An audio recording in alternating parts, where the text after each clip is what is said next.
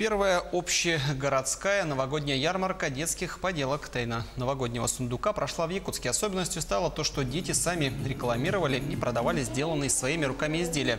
Так, на ярмарке можно было увидеть пряничные домики, елочные игрушки и десятки сказочных мышей, символов наступающего года. Эти и другие новогодние поделки дети сами смастерили на кружках. По итогам ярмарки были вручены грамоты по различным номинациям. Вырученные средства пополнят копилки детей и пойдут на благотворительность.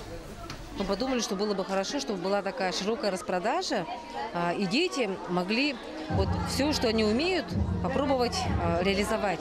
И мы очень рады тому, что эта идея нашла большой отклик. Больше 180 детей у нас заявились.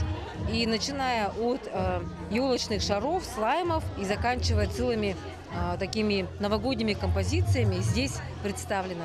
И что важно, что дети сами своими руками это делают.